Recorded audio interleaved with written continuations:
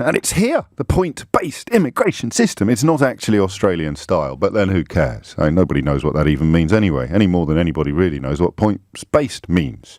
They were always blunt instruments designed to bludgeon facts with excitable feelings. In this case, the feelings of being swamped or being overrun or being undermined, or in short, that your life is made worse by the presence of people who weren't born.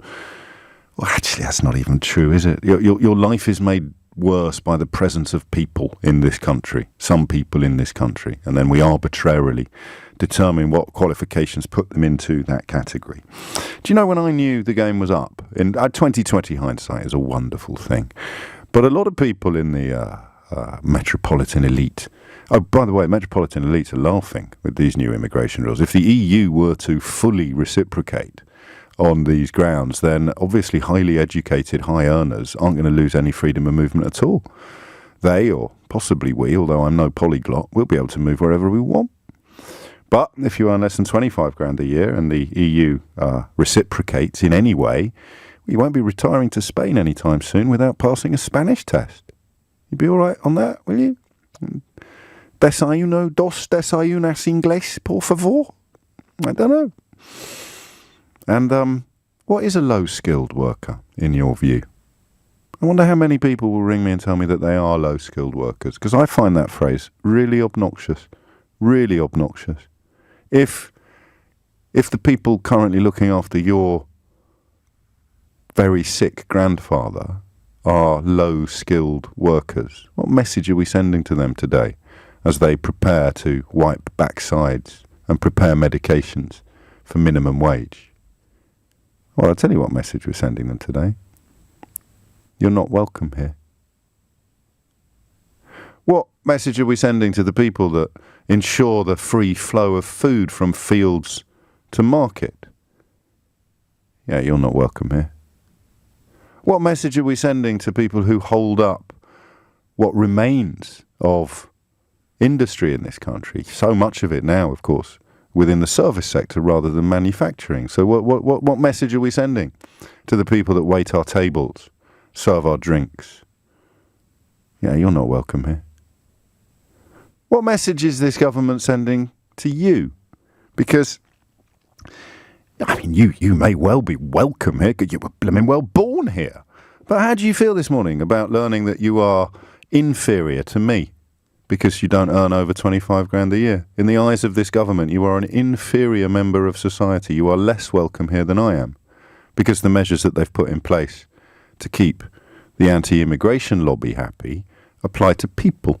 And you are, although obviously people are very keen that you forget this temporarily, you are people. You are a person. So today, these rules apply to foreigners. But what are the rules? Well, the rules determine how welcome you are.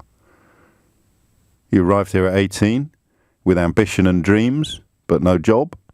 You're not welcome. You arrive here and see your own daughter go on to become Home Secretary. Well, sorry, under these rules, you wouldn't be welcome, as Nick Ferrari pointed out earlier when talking to Priti Patel.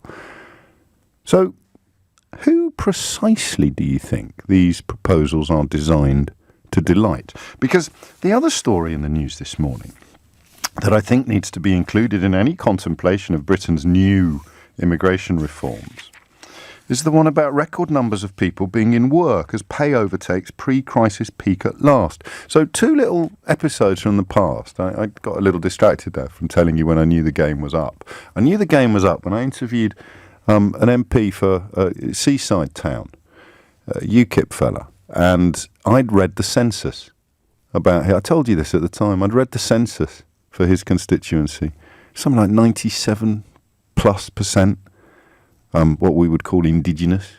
There was even some evidence that of the 2-point-something% of non-indigenous people in that constituency, or people with foreign heritage, there was some statistic about the likelihood of it having been European. So I remember and talking about the legitimate concerns of my constituents, and I said, well, I've looked at the census. Your constituents don't have any legitimate concerns about immigration. They live in one of the poorest parts of the United Kingdom. and they have been more or less untouched by immigration. And he complained to the BBC. Didn't get very far with the complaint. Didn't get much further in politics either. But that's when I realised, these are posh, middle-class, right-wing people claiming that poor, dismissed, neglected members of our country are suffering because of immigration rather than suffering because of policy, because of decisions. And then austerity, 10 years of austerity, everything gets worse. But still, they tell us to celebrate the fact that the number of people in work reached a record high in the final quarter of last year. So why are we being asked simultaneously to celebrate the fact that a record number of people are in work, but also celebrate the fact that we are now going to start turning away workers? I'm a little bit confused by that. Just as I'm confused about who precisely would be in favour of Spanish tests for Brits retiring to the Costa.